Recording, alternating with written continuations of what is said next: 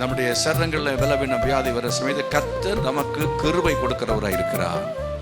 அந்த கஷ்டங்களை சூழ்நிலைகளை மேற்கொள்ளும்படியான விசேஷித்த கிருபையை தருவார். வேற ஒன்றும் செய்ய வேண்டாம். உங்க வாயில ஸ்தோத்திரம் மட்டும் இருந்தா போதும். ஆண்டவரை முறுமுறுக்காம, கர்த்தரை நீங்க தூஷிக்காம, நம்ம முடியாது கஷ்டமா இருந்தாலும் அவ்வளோ பயங்கரமான பிரச்சனைக்குள்ள நீங்க போயிட்டு இருக்கிற வேலையிலையும் ஸ்தோத்திரம் ஆண்டவரே ஸ்தோத்திரம் அப்படின்னு வாய் முணுமுணுத்ததுன்னா போதும். இருதயத்துக்குள்ள ஒரு ஸ்தோத்திரம் என்கிற வார்த்தை வந்தா போதும். ஆண்டவரோடு அந்த கனெக்ஷன் தொடர்பு உங்களுக்குள்ள இருந்துகிட்டே இருக்கும். கர்த்தருடைய பலனை கர்த்தர் உங்களுக்கு கொடுப்பார். எல்லா விதமான கஷ்டத்துல, எல்லா விதமான பாரத்திலையும் நீங்க என்ன செய்ய முடியும் என்று சொன்னால், நிலை நிற்கத்தக்கதாய் கர்த்தர் உதவி செய்வார். கர்த்தர் மகிமைப்படுத்துவோம். ஹல்லேலூயா. தாவீது சொல்லுகிறான், என் வலது பக்கத்துல சாத்தான் அல்ல, என் வலது பக்கத்துல நான் கர்த்தரை வைத்திருக்கிறேன். ஆமென். ஆகையால் நான் என்ன செய்வதில்லை, அசைக்கப்படுவதில்லை. ஆகவே கர்த்தர் உங்கள் வலது பாகத்தில் இருப்பாராக. உங்க வீட்டுக்குள்ளால கடன் பிரச்சனையை கர்த்தர் தீர்ப்பார். ஆமென். வியாதி எல்லாம் பறந்து போகும், அற்புதங்கள் நடக்கும். கேன்சர் வியாதிகளை கர்த்தர் சுகமாக்கினார் என்று சொல்லி சாட்சி கொடுத்தாங்க. கரங்களை வைத்து கர்த்தர் மகிமைப்படுத்துவான். சுகமாகி கொண்டிருக்கிறது எப்படி எத்தனையோ பெரிய பெரிய அற்புதங்களை கர்த்தர் செய்து கொண்டிருக்கிறார். 40 நாள் உபவாசம் பண்ண சோதனைக்காரன் அவரிடத்தில் வந்தான். சோதனைக்காரன் இயேசுவிடத்தில் வந்து சோதித்த பொழுது அந்த சாத்தானை ஆண்டவர் சோதனைகளை எளிதாக ஜெயிக்க முடிந்தது. கரங்களை வைத்து கர்த்தர் மகிமைப்படுத்துவோமா. உபவாசித்து ஜெபிக்கிற தேவனுடைய பிள்ளைகளுடைய வாழ்க்கையில அவர்கள் நிலை நிற்பார்கள். அவர்கள் நித்திய ஜீவனை பெற்றுக்கொள்வார்கள். அவர்கள் ஜீவ கிரீடத்தை கடைசியில் ஒரு நாள் என்ன செய்வார்கள், பெற்றுக்கொள்ளும்படியாக கர்த்தரை நிலைநிறுத்துவார். அவன் சோதனைக்காரன்.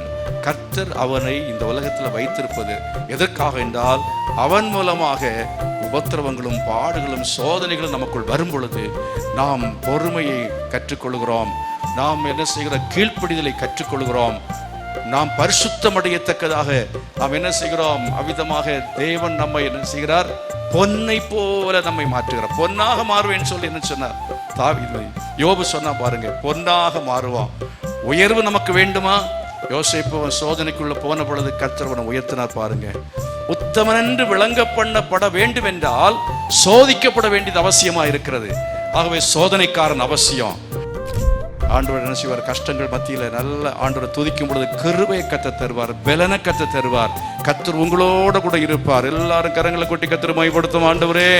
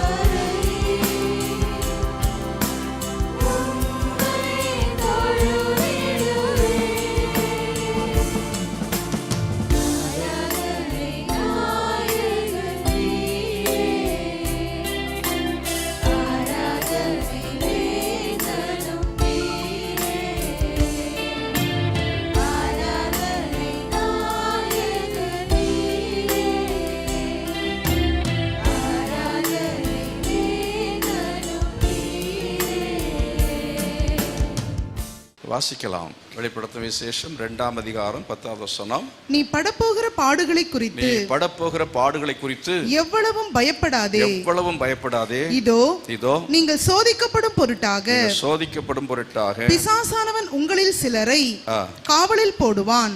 10 நாள் உபத்திரவப்படுவீர்கள். ஆகிலும் நீ மரண பரியந்தம் உண்மையாயிரு, அப்பொழுது ஜீவ கிரீடத்தை உனக்கு தருவேன். இந்த வசனத்துல நாம ஒரு சில வார்த்தைகளை நம்ம பார்க்கிறோம். என்னவென்று சொன்னால், நீ படப்போகிற பாடுகளை குறித்து இவ்வளவு என்ன செய்யாதே, பயப்படாதே. சோதிக்கப்படும் பொருட்டாக பிசாசான் உங்களை சிலரை என்ன செய்வான், காவலில் போடுவான். 10 நாள் உபத்திரவப்படுவீர்கள். அதாவது பாடுகள், சோதனை, அதே போல உபத்திரவம், இவைகள் நம்மளுடைய வாழ்க்கையில் எல்லாருக்கும், இந்த உலகத்தில் பிறந்த எல்லாருக்கும் சோதனைகள் உண்டு, எல்லாருக்கும் கஷ்டங்கள் உண்டு, எல்லாருக்குமே என்ன உண்டு, துன்பங்கள் உண்டு, துயரங்கள் உண்டு. இதைத்தான் நாம் பரிசுத்த வேதாகமத்தில் வாசிக்கும் பொழுது 2 கொரிந்தியரில் வாசிக்கிறோம். 2 கொரிந்தியன்ஸ் 2 கொரிந்தியர் 15வது, அதாவது 5ஆம் அதிகாரத்தில் 4வது வசனம்.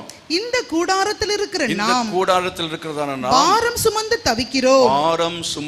தவிக்கிறோம்.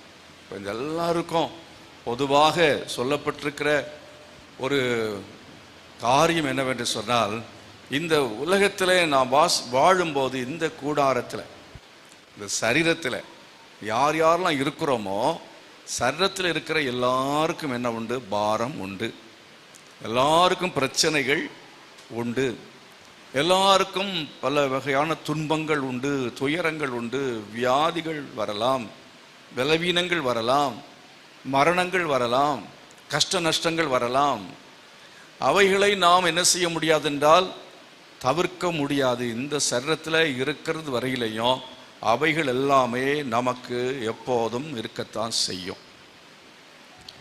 அப்படி அந்த விதமான பலவீனத்தை, நல்ல ஜெபம் பண்ணுகிற ஆட்களுக்கு அந்த மாதிரிப்பட்ட பலவீனங்கள் வராது, பிரச்சனைகள் வராது அப்படி என்று நீங்கள் நினைக்கக்கூடும். இந்த பாஸ்டர்ஸாக இருந்தாலும் சரி, எவ்வளோ பெரிய பிரசங்கிமார்களாக இருந்தாலும் சரி, அவர்களுக்கு பிரச்சனைகள் உண்டு, இருக்கத்தான் செய்யும்.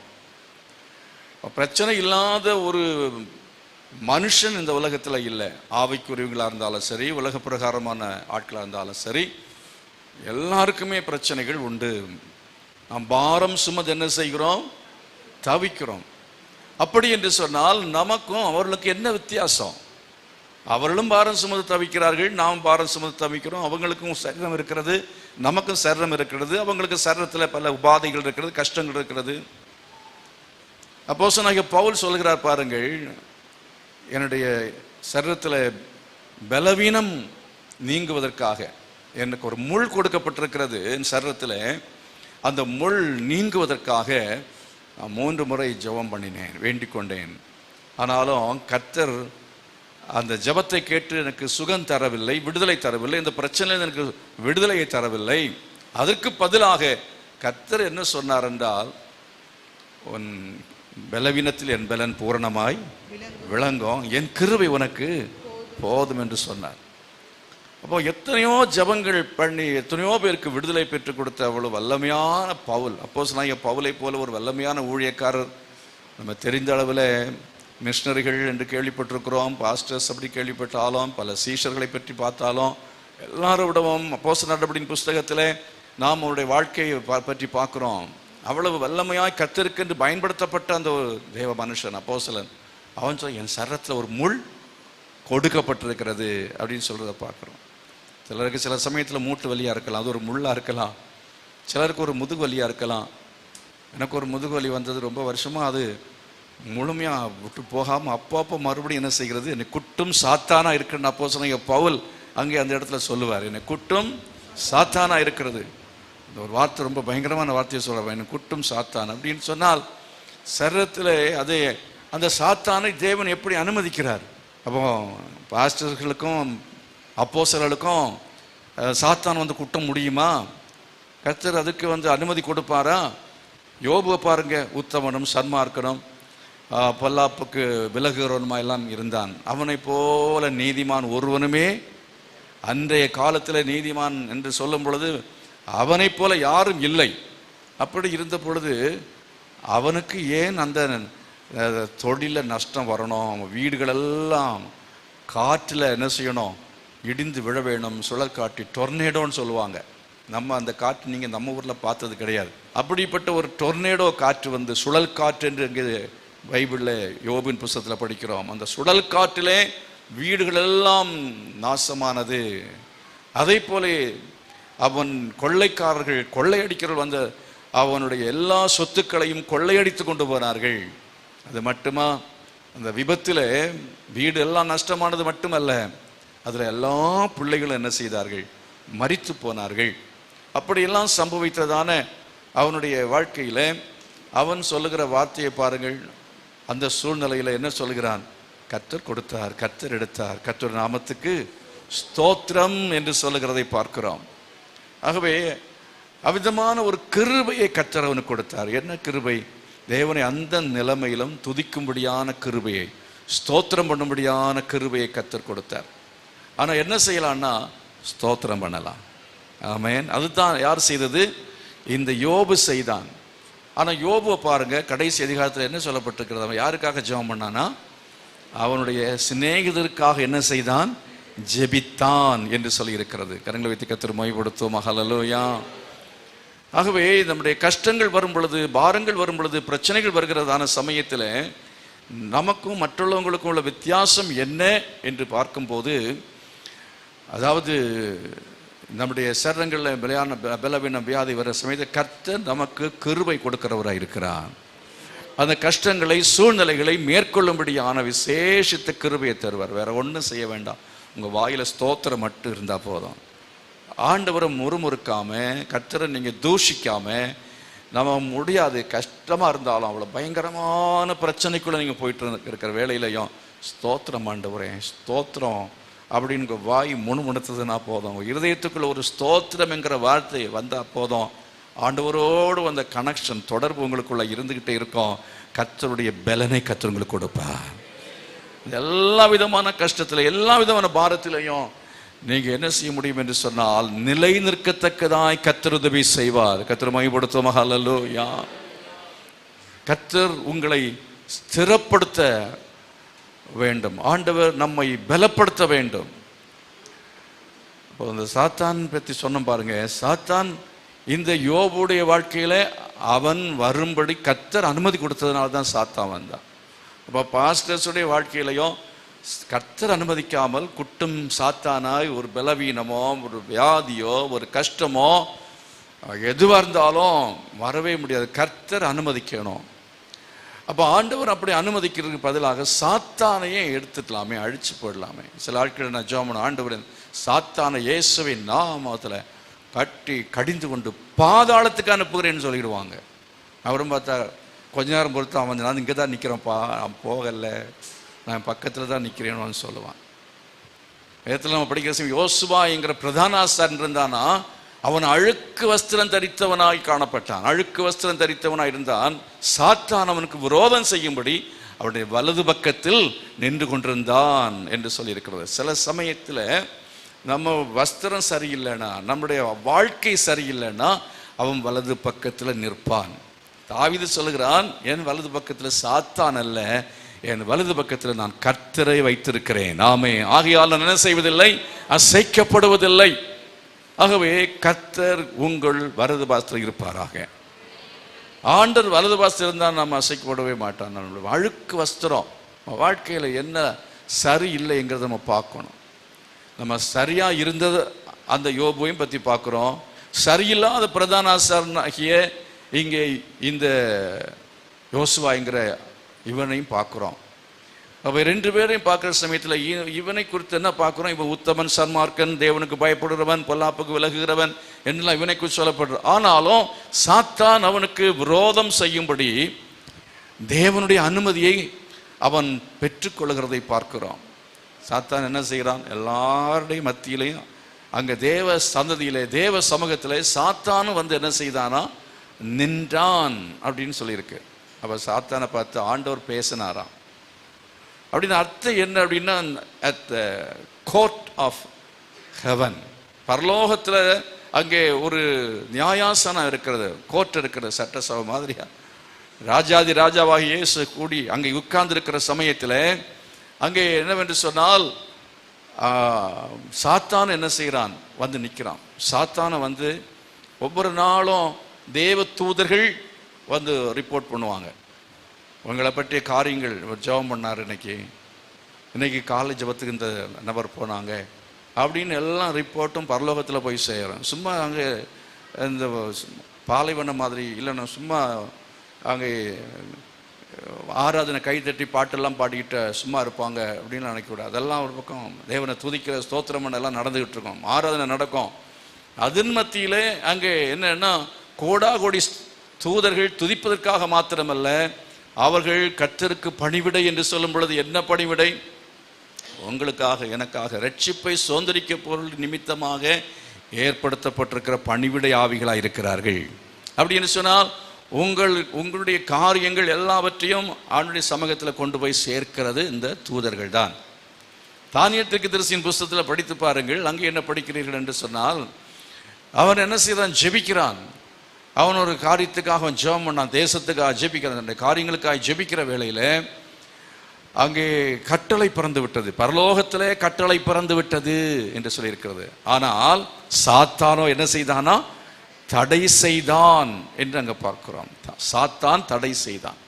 அப்போ பரலோகத்தில் கட்டளை பிறந்து விட சாங்ஷன் பண்ணிட்டார். இப்போ ஒரு காரியத்துக்காக நீங்கள் ஜெபிக்கிற சமயத்தில் கேட்கும் பொழுது ஆண்டு சமூகத்தில் நீங்கள் வந்த உடனே கேட்குறீங்க, ஜெபம் பண்ண நேரத்தில் உங்களுக்கு சாங்ஷன் பண்ணிட்டார் ஆண்டவர். எத்தனை பேர் விசுவாசிக்கிறீங்க? ஆனால் அப்புறம் ஒன்றும் நடக்கலையே, ஒன்று சம்பவிக்கவில்லையே என்று சொல்லுகிற சமயத்தில் ஒரு குழப்பம் வருகிறது.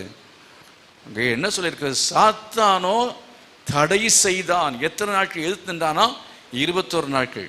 21 நாட்கள் அவன் உபவாசித்து ஜெபிக்கிறான். 21 days he was praying, fasted and prayed. 21 நாட்கள் உபவாசித்தான், ஜெபித்தான். அந்த மாதிரி 21 நாட்கள் உபவாசத்தோடு ஜெபம் பண்ணான். ஒரு நேரமாவது என் வாழ்க்கையில் நான் உபவாசம் பண்ணியிருக்கேன் அப்படிங்கிறவங்க எல்லாம் கை வைத்துங்க பார்க்கலாம். ஒரு நேரமாவது உபவாசம் பண்ணியிருக்கிறேன். ஒரு நேரம் உட்கார்ந்து தனிமையாக இருந்து ஆண்டவருடைய சமூகத்தில் போராடி ஜெபிக்கணும். அந்த நேரத்தை சாப்பாடை ஒருத்து அந்த உபவாச ஜெபம் என்கிறது மிக மிக முக்கியமானது. அப்போ 21 நாட்கள் உபவாசித்து என்ன செய்தான், ஜெபித்தான். 21 நாட்கள் உபவாசித்து ஜெபித்த போது என்ன நடந்தது? கட்டளை, அதாவது அங்கே காபிரியல் என்ன செய்கிறான், வந்து சாத்தானோடு யுத்தம் செய்கிறான். தடை செய்த சாத்தானோடு யுத்தம் செய்து அந்த ஜெபத்திற்கான பதிலை பெற்றுக்கொள்ளும்படியாக அவன் அந்த அந்த ஜெபத்தின் மூலமாக காபிரியேல் தேவன் அனுப்ப சாத்தான் தோற்கடிக்கப்பட அவனுக்கு கர்த்தர் வெற்றியை கொடுத்தார். கரங்களை வைத்து கர்த்தர் மகிமைப்படுத்தும். ஹல்லேலூயா. அப்போ ஆண்டவருக்கு கண் இல்லையா, காது இல்லையா, கேட்க மாட்டாரா அப்படின்லாம் சொல்லுகிறோம். ஆண்டவர் கேட்பார், அவருக்கு பிரச்சனையே இல்லை. ஆனால் கர்த்தர் என்ன சொல்றார்? ஏசாயா தீர்க்கதரிசியின் புஸ்தகத்தில் என்ன சொல்லப்பட்டிருக்கிறது? உங்கள் பாவங்களே அப்படிங்க எழுதிட்டா குறிப்பிடுகிறது. ஏசாயா தீர்க்கதரிசியின் புஸ்தகம் பிராக்கெட்டில் போட்டுங்க. உங்கள் தேவனுக்கும் உங்களுக்கும் நடுவாக பிரிவினை ஏற்படுத்துகிறது என்று சொல்லி தீர்க்கதரிசியா ஏசாயா சொல்லுகிறதை பார்க்கிறோம். இஸ்ரவேலே, உன் பாவங்கள் தான் உனக்கும் தேவனுக்கும் இடையிலே பிரிவினை ஏற்படுத்துகிறது. ஏன் ஜெபம் கேட்கப்படவில்லை? ஏன் திருமணம் நடக்கவில்லை? ஏன் காரியங்கள் நடக்கவில்லை? ஏன் உன் வீட்டில் சாத்தான்? அங்கே ஒரு சாத்தான் ஏற்கனவே இருக்கிற சாத்தானுடைய ஸ்டேஷன் இருக்கு. ஸ்தோத்திரம். என்ன ஸ்டேஷன்? சாத்தானுடைய ஸ்டேஷன். அது என்ன ஸ்டேஷன்? டிவி இருக்கு பாருங்க, அதுக்குள்ளதான் பிசாசு இருக்கிறான். நீங்கள் எத்தனை வீட்டில் நீங்கள் சீரியல் பார்க்குறீங்களோ, உங்கள் வீட்டில் சீரியல் பார்த்து முடிஞ்ச உடனே இல்லைன்னா அந்த 24 மணி நேரத்துக்குள்ளால புருஷ மனைவிக்குள்ளையோ பிள்ளைங்களுக்கு இடையிலையோ மாமியார் மருமகளுக்கு இடையிலையோ பயங்கர ஒரு யுத்தம் நடக்கும், ஒரு சண்டை நடக்கும், சமாதானம் கெடும். நீங்கள் டெஸ்ட் பண்ணி பாருங்க, நான் சொன்னது உண்மையா இல்லைன்னு பாருங்க. பார்க்கணும்னு அவசியம் இல்லை, இருக்கா இல்லைன்னு பாருங்க. எத்தனை பேர் வீட்டில் இப்போ சண்டை இருக்குன்னு கேட்குறேன். ஏதோ உங்களை பயமுறுத்துறதுக்கு சொல்கிறேன்னு நினைக்கிறேன். அது உண்மை அப்படி இல்லை. இது 100க்கு 100 உண்மை. 100க்கு 100 உண்மை. ஃபஸ்ட்டு எங்கள் வீட்டில் சமாதானம் இல்லை, எங்கள் வீட்டில் நோய் போக மாட்டேங்குது, எங்கள் வீட்டில் பிரச்சனை போக மாட்டேங்குது அப்படின்னு சொன்னால் நீங்கள் அதுக்காக நீங்கள் டிவியை கொண்டு போய் எங்கேயாவது போட்டு உடைங்கன்னு சொல்லலை. முடியலைன்னு அதை செய்யுங்க. என்னால் இதை கண்ட்ரோல் பண்ண முடியலை, ஏன் வேண்டிய மொபைல் ஆமாம் டிவின்னு சொல்லிட்டு சொன்னதுனால டிவி மட்டும் நல்ல, உங்கள் கையில் இருக்கிற இந்த மொபைல் இருக்குது பாருங்கள், இந்த மொபைல் அதை விட பயங்கரமான சக்தி வாய்ந்தது. ஏன்னா அதாவது கொஞ்சம் தூரத்தில் இருக்குது பிசாசு. இந்த பிசாசு கையிலேயே இருக்கு பாருங்க. இந்த பிசாசு சர்ச்சுக்கு வந்தாலும் விட மாட்டேங்குது, இங்கேயும் வந்தாலும் அது என்ன செய்கிறது, ஆமாம் நம்ம விட்டது போகிறதே இல்லை. அப்போ இந்த டிவி, கம்ப்யூட்டர் மாதிரி இந்த மொபைல் இதெல்லாம் சில 11 மணிக்கு மேலே உட்காந்து அசுத்தமான காரியங்களை பார்க்குற உங்களுக்கு எப்படி தூக்கம் வரும்? எப்படி உங்களை விட்டு வியாதி போகும்? எப்படி உங்களுடைய பிரச்சனை தீரும்? அதான் சொல்கிறேன். இது 10ன்னா அது 50ன்னா இது 100 பிசாசுகள். லேகியோன் பிசாசு சும்மாவா வீட்டில் வருவான்? லேகியோன் என்று சொன்னால் அவன் கணக்கில் எண்ண முடியாத அளவுக்கு அப்படின்றது தான் லேகியோன் பிசாசு. அப்படி எண்ண முடியாத அளவுக்கு உள்ள பிசாசுகள் வீட்டுக்குள்ள நடமாடுகிறதா இல்லை தேவ பிரசன்னம் இருக்கிறதா? தேவ பிரசன்னம் இருக்கிறதுன்னு சொல்லி தைரியமாக யாராவது கை வைத்த முடியுமா? எத்தனை பேர் சொல்ல முடியும்? என் வீட்டில் தேவ பிரசன்னம் இருக்கிறது சொல்லுகிறவங்கள கை வைத்து காட்டுங்க பார்க்கலாம். அந்த மாதிரி ஜெபிக்கிறதான தேவனுடைய பிள்ளைகள் இருக்கிறாங்க. இந்த ஜெபிக்கிற தேவனுடைய பிள்ளைகள் காலையில் எழும்பி ஜெபிக்கிறவங்க, நீங்கள் செய்கிற சமயத்தில் நிச்சயமாக உங்கள் வீட்டுக்குள்ளால கடன் பிரச்சனையை கர்த்தர் தீர்ப்பார். ஆமென். வியாதி எல்லாம் பறந்து போகும், அற்புதங்கள் நடக்கும். எத்தனை சாட்சிகளை கேட்குற. இந்த வாரம் வெள்ளிக்கிழமை ஒரு சாட்சி சொன்னாங்க, கேன்சருக்காக எல்லாம் இப்போ இங்கே சபையில் நாங்கள்லாம் கை வச்சு ஜெபிக்கிறதே கிடையாது. யாருக்கு கேன்சர்லேருந்து சுகம் கிடைச்சுங்கிற செய்தி தான் நாங்கள் கேட்குறோம். அந்த மாதிரி இந்த ஜெபத்தில் கூடி ஜெபிக்கிற ஜெபத்தில் இவர்கள் இன்னைக்கு ஃபோன் மூலமாக ஜெபிக்கிற ஜெபத்தில் என்ன பதில் கிடைக்குமான்னு நினைக்கிறீங்க? அப்படி வியாதிகள், கேன்சர் வியாதிகளை கர்த்தர் சுகமாக்கினார் என்று சொல்லி இந்த வெள்ளிக்கிழமையில் ஒருத்தர் சாட்சி கொடுத்தாங்க. கரங்களை வைத்து கர்த்தர் மகிமைப்படுத்துவான். அப்படி எத்தனையோ சாட்சிகளை இந்த 2 வருஷமாக நம்ம கேட்டுருக்கோம். எத்தனையோ கேன்சர் வியாதிகள் சுகமாகி கொண்டிருக்கிறது. எப்படி எத்தனையோ பெரிய பெரிய அற்புதங்களை கர்த்தர் செய்து கொண்டிருக்கிறார். உங்கள் வாழ்க்கையில் நீங்கள் சரி உபவாசத்தினாலையும் ஜெபத்தினாலையும் என்ன ஆண்டவர் தம்முடைய தூதனை அனுப்பி அவர் சத்துருவோடு கூட யுத்தம் செய்ய வைத்து உங்கள் வீட்டில் பெரிய விடுதலையை உண்டாக்குவார். ஆமென். அல்லேலூயா. பிசாசு உங்கள் வீட்டுக்குள்ளே வரவே மாட்டான். உன்னதமானவரை மறைவில் இருக்கிறவன் சர்வ வல்லவருடைய நிழலில் தங்குவான். நீரன் கோட்டை, என் தஞ்சம், நான் நம்பி இருக்கிறேன் என்று சொல்லுவேன். அவர் வேடனுடைய கண்ணிக்கும் பாழாக்கும் கொள்ளை நோக்கி என்ன செய்வார்? தப்புவார். வேடனுடைய கண்ணி அப்படின்னு சொன்ன சில இடங்களில் சில ஆண்கள் சிக்கிக்கிடுவாங்க, சில பெண்கள் சிக்கிக்கிடுவாங்க, சில வாலிபர்கள் சிக்கிக்கொள்வார்கள்.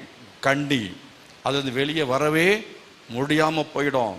சில சமயத்தில் சில பொருளாதார சிக்கல்கள், சில சமயத்தில் ஒரு காதல் வலை, இப்படி சில வலைகளுக்குள்ளே பிசாசு சிக்க வைத்து அந்த குடும்பங்களை சின்னாபின்னமாக்கி விடுவான். சில சமயத்தில் என்னன்னா ஒரு கள்ள உபதேசம், ஒரு தவறான உபதேசத்தில் உங்களை சிக்க வச்சிருவான். விவேகமாக இருக்க வேண்டியது அவசியமாக இருக்கிறது. ஏவாளை வஞ்சித்தது போல உங்கள் இருதயமும் கெடுக்கப்படுமோ என்று நான் என்ன செய்திருக்கிறேன்? பயந்திருக்கிறேன் அப்படின்னு சொல்லப்பட்டிருக்கிறேன். அந்த மாதிரி கெடுக்கப்படாமல் இருக்க வேண்டும் என்று சொன்னால் நாம் என்ன செய்ய வேண்டியிருக்கிறது? கரங்களை வைத்து நம்ம ஒவ்வொரு நாளும் ஜெபம் பண்ணணும். ஆண்டவரே, என்னுடைய சபையில் இருக்கிற விசுவாசிகளுடைய மனசு கெடுக்கப்பட்டு விடக்கூடாது, வஞ்சனையால் கெடுக்கப்பட்டு விடக்கூடாது, ஒரு ஊழியக்காரனால் கெடுக்கப்பட்டு விடக்கூடாது, தவறான உபதேசத்தால் கெடுக்கப்பட்டு விடக்கூடாது என்று சொல்லி நாம் என்ன செய்ய வேண்டும் என்று சொன்னால் நாம் ஜெபிக்க வேண்டியது அவசியமாக இருக்கிறது. கர்த்தரை மகிமைப்படுத்துவோமா? இந்த மாய வலைக்குள்ளே சிக்க மாட்டீங்க. வேடனுடைய கண்ணிக்குள்ளே என்ன செய்ய மாட்டீர்கள்? சிக்கி கொள்ளவே மாட்டீர்கள். சில டைமில் பிசாசு உள்ள வர்றதுக்கு காரணம் பக்தி இல்லாட்டாலும் சில புத்தி இல்லைன்னா பிசாசு என்ன செய்வான்? உள்ளுக்கு வருவான். அதனால நம்ம புத்தியோடு இருக்க கற்றுக்கொள்ளணும். ஆண்டவரே, நான் ஞானமாக நடந்து கொள்ளணும். ஆண்டவரே, மதீனமாக இருக்கக்கூடாது அப்படின்னு. டிவி நீங்கள் மேற்கொள்ளலாம், சீரியலை பார்க்காம இருக்கலாம், சினிமா பார்க்காம இருக்கலாம், குடும்ப ஜெபம் கூட பண்ணலாம். ஆனால் அதுக்கு இடையில் புத்தி இல்லாமல் நீங்கள் சில வார்த்தைகளை பேசுகிற ஞானம் இல்லாத பெண்களாக இருந்தீங்கன்னா அங்கே சண்டை வருமா வராதா? நான் ஜெபம் பண்ணனே, நான் நேபாஷை பேசுகிறேனே, நான் ஆலயத்துக்கு போனேனே, அதெல்லாம் ஏன் சண்டை வருது? உனக்கு ஞானம் இல்லாமல் பேசுகிறேன். புத்தி இல்லாம விவேகமா வாழணும். யார் வாழணும்? கணவன்மார் விவேகமா வாழணும். மனைவிமார் சில சமயத்துல விவேகம் இல்லாம இருக்கிற டைம்ல கணவன்மார் என்ன செய்யணும்? விவேகமாய் நடந்து கொள்ள வேண்டியது அவசியமா இருக்கிறது. புத்தியா பேசணும். அதுக்கு மேல உபவாசம்னு சொன்னேன். என்ன செய்யணும்? உபவாசம் பண்ணி இயேசு கிறிஸ்து எத்தனை நாள் உபவாசம் பண்ணார்? 40 நாட்கள் இயேசு உபவாசம் பண்ணார். 40 நாட்கள் உபவாசம் பண்ண சோதனைக்காரன் அவரிடத்தில் வந்தான். சோதனைக்காரன் இயேசுவிடத்தில் வந்து சோதித்த பொழுது அந்த சாத்தானை ஆண்டவர் சோதனைகளை எளிதாக ஜெயிக்க முடிந்தது. கரங்களை வைத்து கர்த்தரை மகிமைப்படுத்துவோமா? உபவாசித்து ஜெபிக்கிற தேவனுடைய பிள்ளைகளுடைய வாழ்க்கையில அவர்கள் நிலை நிற்பார்கள். அவர்கள் நித்திய ஜீவனை பெற்றுக்கொள்வார்கள். அவர்கள் ஜீவ கிரீடத்தை கடைசியில் ஒரு நாள் என்ன செய்வார்கள்? பெற்றுக்கொள்ளும்படியாக கர்த்தரை நிலைநிறுத்துவார். உத்தமன் என்று விளங்கின பின்பு கர்த்தர் அவனுக்கு வைத்திருக்கிற ஜீவ கிரீடத்தை அவனுக்கு என்ன செய்வாரா? கொடுப்பார். நீங்கள் உத்தமர்கள் என்று விளங்க பண்ணுவதற்கு, நீங்கள் பரிசுத்தத்தை காத்துக்கொள்வதற்கு, பிசாசை ஜெயிப்பதற்கு, உலகத்தில் உங்களுக்கு உபத்திரம் வரும், பாடுகள் வரும், அதெல்லாவற்றையும் நீங்கள் ஜெயிப்பதற்கு சிஸ்டமேட்டிக்கான பிரேயர் லைஃப், அதாவது உபவாசித்து ஜெபிக்கிற அந்த அனுபவம் நம்முடைய வாழ்க்கையில் உண்டாக கர்த்தருடைய சமூகத்தில் நம்ம ஒப்பு கொடுக்க வேண்டியது அவசியமாக இருக்கும். குடும்பத்துக்காக ஜெபிங்க, உங்கள் பிள்ளைகளுக்காக ஜெபம் பண்ணுங்க. அந்த மாதிரி ஜெபிக்கிற வேளையில் உபவாசித்து உங்கள் பிள்ளைகளுக்காக ஜெபிங்க. உங்கள் பிள்ளைகளை பிசாசு என்ன செய்ய மாட்டான்? அவன் ஒரு நாள் மேற்கொள்ளவே முடியாது, உங்களை மேற்கொள்ளவே முடியாது, குடும்பத்தை மேற்கொள்ளவே முடியாது. உபவாசித்து ஜெபிக்கணும்.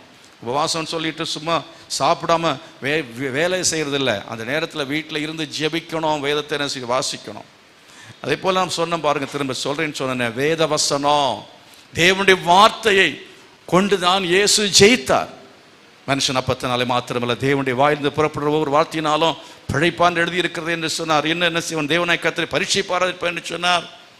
அவர் ஒருவருக்கு அவரை பணிந்து கொண்டு அவர் ஒருவருக்கு ஆராதனை செய்வாய் எழுதியிருக்கிறேன்னு சொன்னார். இப்படியெல்லாம் ஆண்டவர் சொன்ன அந்த வசனத்தை கேட்டு தான் பிசாசு ஓடி போனான். தேவ தூதர்கள் வந்து அவருக்கு பணிவிடை செய்தார்கள். அப்படி என்று சொன்னார். வசனம் வசனம் எந்த வசனம்? சங்கீதத்தில் உள்ள வசனம் மட்டும் பத்தாது. அந்த 3 சோதனையிலையும் உள்ள வசனங்கள் எல்லாம் சங்கீதத்தில் மட்டும் இருக்கிறதா? இல்லை. இயேசு சொன்ன வசனங்களையும் வார்த்தைகளையும் நீங்கள் சுவிசேஷத்தில் பாருங்கள். எல்லாம் பழைய ஏற்பாட்டில் இருந்து கர்த்தர் அந்த வசனங்களை சொன்னார். இயேசு நன்றாக வசனங்களை அறிந்திருந்தார், வேதத்தை நன்றாக கற்றறிந்திருந்தார். 12 வயதிலேயே அவர் என்ன செய்தார்னு சொன்னால், வேதத்தை கற்ற அந்த சிறந்த வேத பண்டிதர்களோடு, வேத பாரகரோடு, நியாய சாஸ்திரிகளோடு கூட என்ன செய்ய விவாதித்து கொண்டிருந்தார். He was discussing. அவங்களோட உட்கார்ந்து பேச ஆச்சரியப்பட்டார்கள் வேதத்தை அறிவை பார்த்து. உங்க பிள்ளைகளுக்கு அப்படிப்பட்ட அறிவை கற்றுக் கொடுக்கணும். அது மட்டுமல்ல, நீங்க வீட்டில் அந்த பிள்ளைகளுக்கு பைபிள் என்ன செய்யுங்க, அவங்க கற்றுக்கொள்ளும்படியாக நீங்க ட்ரெயின் பண்ணணும். பைபிள் படிக்க வைக்கணும், எல்லா புஸ்தகத்தையும் படிக்க வைக்கணும். எல்லாருக்கும் தனித்தனியாக ஒரு பைபிள் இருக்க வேண்டும், பிள்ளைகள் கையில் இருக்கணும். இன்னொன்று சொல்றேன், பாஸ்டர் எங்களுக்கு அந்த பைபிள்லாம் இப்போ தேவையில்லை, எல்லாம் கிழிஞ்சு போகும், கையில் தூக்கிட்டு போக ரொம்ப பெருசாக இருக்குது, எங்கள் பைபிள் எங்கே இருக்குது, எங்கள் மொபைல்லையே இருக்குது அப்படின்னு சொல்லுவீங்க. மொபைலில் இருக்கிற பைபிள் நல்லது தான், அதை நான் தப்பு சொல்லலை. அதை நீங்கள் எதுக்கு பயன்படுத்தணும்னு சொன்னால், அதை நீங்கள் டிக்ஷனரி, அதாவது ஆராய்ச்சி, வேத ஆராய்ச்சிக்காக அதை பயன்படுத்துவதற்கு எளிதாக இருக்கும். ஆனால் தினந்தோறும் வேதத்தை படிக்கும் பொழுது, வேதத்தில் தான் நீங்கள் படிக்கிற சமயத்தில் பாருங்கள், சில வசனத்தை நான் எங்கே இருக்குன்னு சொல்லலை, ஆனால் இப்போ எடுக்கணும்னு சொன்னால் எடுத்துருவேன். நான் எந்த அதிகாரம் இந்த வசனம்னு சொல்லி எல்லாம் சொல்ல வராது. சில வசனம் தெரியும், ஞானஸ்நானத்தை பற்றி, அபிஷேகத்தை பற்றி குறிப்பிட்ட சில பல வசனங்கள் எந்த அதிகாரத்தில் எங்கே இருக்குன்னு கரெக்டாக சொல்லுவேன். ஆனால் எல்லா வசனமும் சொல்ல தெரியாட்டாலும் பைபிள் கையில் இருந்ததுன்னா அந்த புஸ்தகத்தை திருப்பினாலே போதும், எந்த பக்கத்தில் இருக்கிறதுங்கிறத எனக்கு கண்டுபிடிக்க முடியும். அங்கே அடையாளப்படுத்தி வச்சுருக்கேன். ஆமென். நீங்கள் மொபைல் என்ன செய்ய முடியாது, அப்படி அடையாளப்படுத்த முடியாது. அதனால தான் இந்த பேப்பரில் இருக்கிற பைபிளை நீங்கள் ஓப்பன் பண்ணி தினந்தோறும் படித்தா, நான் ஒன்று சொல்கிறேன், இன்றைக்கி இங்கே சர்ச்சுக்கு வர்றீங்க, ஆனால் நாளைக்கும் வரணும். கர்த்தருக்கு ஸ்தோத்திரம். நீங்கள் அடுத்த வருஷம் வரணும். நீங்கள் இன்றைக்கி கிறிஸ்துக்குள்ளே இருக்கிறீங்க, நீங்கள் முடிவு பரியந்து நிலை நிற்கணும். கடைசியில் அப்போஸ்தலனாகிய பவுல் சொல்றார் பாருங்க, நல்ல போராட்டத்தை போராடினேன், ஓட்டத்தை முடித்தேன், விசுவாசத்தை காத்துக்கோ, இது முதல் நீதியின் கிரீடம் எனக்காக வைக்கப்பட்டிருக்கிற அந்த நிச்சயத்தோடு உறுதியோடு இந்த உலகத்தில் கண்ணை மூடணும். அப்படிப்பட்ட ஒரு அனுபவம் உங்களுக்கு வேண்டும் என்று சொன்னால் என்ன செய்ய வேண்டியது அவசியம்? விசுவாசத்தை காத்துக்கொள்வதற்கு இந்த வேத வசனம் வார்த்தைகள் இதை படிக்கலைன்னு சொன்னால் விழுந்து போயிடுவோம். நல்ல ஞாபகத்தை வச்சு விழுந்து போயிடுவோம். நிலை நிற்க மாட்டோம். கடைசியில் நரகத்துக்கு போக வேண்டி வரும். ஜீவ கிரீடம் கிடைக்காட்டோம், நித்திய ஜீவன் பெற முடியாமல் போயிடும். பரலோகத்தில் போய் எங்கேயாவது ஒரு இடத்து கிடைச்சா கூட போதும் அப்படின்னு நினைச்சா கூட அது கிடைக்காது. ஏன்னா சாத்தா நரகத்துக்கு கொண்டு போயிடுவான். எவனை விழுங்கலாம் என்று பிசாசு வகை தேடி சுற்றி திரிகிறான். நம்ம என்ன செய்வோம்? ஜாக்கிரதையா இருக்கணும், விழிப்பா இருக்க வேண்டியது அவசியம். பிசாசுக்கு இடம் கொடாமல் இருங்கள் என்று சொல்லி வேதம் சொல்கிறது. பிசாசுக்கு நம்ம என்ன செய்யக்கூடாது? இடம் கொடுக்கக்கூடாது. அருமையானவர்களே, சோதனை யாரால் வரும்? சாத்தான் மூலமாக தான் வரும். சாத்தானை அழிச்சிட்டா எல்லாம் போயிடும் அப்படின்னு சொல்லி நீங்கள் சாத்தானை கட்டினா சாத்தான்லாம் போக மாட்டான், பாதாளத்துக்கு போக மாட்டான், அடுத்த நாள் வந்து நிற்பான்னு சொன்ன பாருங்க. ஏன்? பிசாசுக்கு குறித்த காலம் வரும் அவங்க இருப்பான். அவன் சோதனைக்காரன். கர்த்தர் அவனை இந்த உலகத்தில் வைத்திருப்பது எதற்காக என்றால், அவன் மூலமாக உபத்திரவங்களும் பாடுகளும் சோதனைகளும் நமக்குள் வரும் பொழுது நாம் பொறுமையை கற்றுக்கொள்கிறோம், நாம் என்ன செய்கிற கீழ்ப்படிதலை கற்றுக்கொள்கிறோம், நாம் பரிசுத்தமடையத்தக்கதாக நாம் என்ன செய்கிறோம்? அவ்விதமாக தேவன் நம்மை என்ன செய்கிறார்? பொன்னை போல நம்மை மாற்றுகிறார். பொன்னாக மாறுவேன்னு சொல்லி என்ன சொன்னார்? யோபு சொன்னா பாருங்க, பொன்னாக மாறுவான். உயர்வு நமக்கு வேண்டுமா? யோசேப்பு சோதனைக்குள்ள போன பொழுது கர்த்தர் அவனை உயர்த்தினார் பாருங்க. உத்தமன் என்று விளங்க பண்ணப்பட வேண்டும் என்றால் சோதிக்கப்பட வேண்டியது அவசியமா இருக்கிறது. ஆகவே சோதனைக்காரன் அவசியம். இந்த உலகத்தில் நம்ம ஜீவிக்க குறிப்பிட்ட காலம், அதாவது அல்லது இந்த உலகத்தில் இந்த உலகத்துக்கு ஒரு முடிவு வருகிற ஒரு காலம் உண்டு. அன்றைக்கு வருகைக்கு பின்பு ஒரு நாள் 1000 வருஷ அரசாட்சிக்கு முன்பு பிசாசையும் தூதர்களையும் தேவன் என்ன செய்வார்? பாதாளத்தில் அடைத்து போடுவார். அப்போ வரையிலும் அது வரையிலையும் இந்த உலகத்தில் போராட்டம் உண்டு, சோதனைகள் உண்டு. அதில் ஜெயிக்கத்தக்கதான கிருபையை கர்த்தர் நமக்கு எல்லாருக்கும் தருவாராக. அவருடைய சமூகத்தில் நல்லா ஸ்தோத்திரம் பண்ணுங்க, நல்லா பைபிள் படிங்க, நல்லா ஜெபம் பண்ணுங்க. ஆண்டவர் என்ன செய்வார்? கஷ்டங்கள் மத்தியில் நல்ல ஆண்டவரை துதிக்கும் பொழுது கிருபையை கத்த தருவார், பலனை கத்த தருவார். கர்த்தர் உங்களோட கூட இருப்பார். எல்லாரும் கரங்களை கொட்டி கர்த்தர் மகிமைப்படுத்தும். ஆண்டவரே, உம்முடைய வார்த்தையின்படி வசனத்தின்படியாய் ஜீவிக்க தக்கதான கிருபை பலத்தை நீர் எனக்கு தருகிறதுக்காய் ஸ்தோத்திரம். என்னை பலப்படுத்துகிறதான ஆவியானவரே, எல்லா சோதனையிலையும் நிலை நிற்கும்படியான கிருபை மட்டும் தந்ததுக்காய் ஸ்தோத்திரம் என்று சொல்லுங்க. ஆமேன், ஹல்லேலூயா. என் சரத்தில் ஆண்டவரே வியாதி இருக்கிற பாரம் சுமந்து தவிக்கிறப்பா தகப்பனே, இந்த பாரம் இந்த கவலையில் நான் இந்த சரத்தை களைந்து போடக்கூட வேண்டும் என்று சில சமயத்தில் விரும்புகிறேன். அப்படி நான் செய்யாமல் இந்த சரத்தை நான் களைந்து போடக்கூடாதப்பா. இந்த உலகத்தில் இந்த சரத்தை நீர் எனக்கு தந்ததுக்காய் ஸ்தோத்திரம். இந்த சரத்தில் நிறைவேற்ற வேண்டிய கடமைகள் உண்டு. என் பிள்ளைகளுக்காக நிறைவேற்ற வேண்டிய கடமை உண்டு. என் மகனுக்காக, என் மகளுக்காக, என் கணவனுக்காக, என் மனைவிக்காக செய்ய வேண்டிய கடமைகள், சபைக்காக செய்ய வேண்டிய கடமைகள் உண்டு, ஊழியம் உண்டு. என் ஓட்டத்தை முடிக்கணும், என் ஊழியத்தை நிறைவேற்றவே வேண்டும் என்றே விரும்புகிறேன் என்று அப்போஸ்தலனாகிய பவுல் சொன்னது போல ஆண்டவரே, என் ஓட்டத்தை முடிக்கணும்ப்பா, என் ஊழியத்தை நிறைவேற்றணும், என் கடமைகள்லாம் செய்து முடிக்கணும்.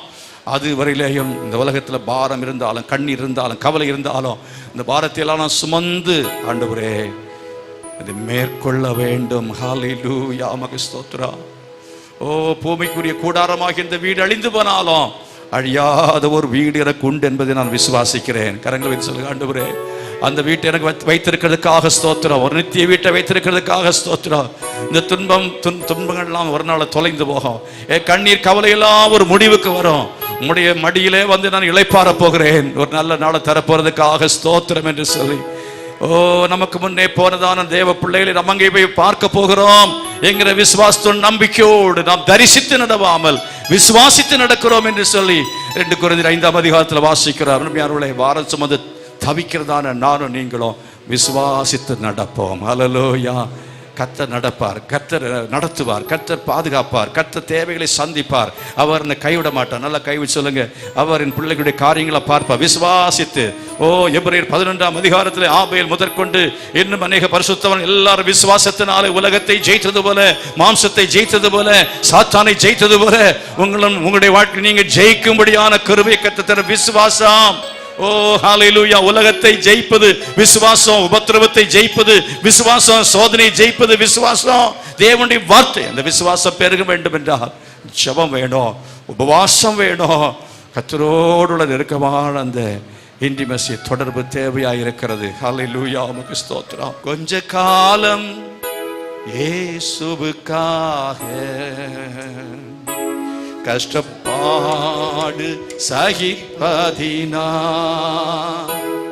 கொஞ்ச காலம் இயேசுவுக்காக கஷ்டப்பாடு சகிப்பதினா இன்னல் துன்பம் இன்பமாய் மாறும்.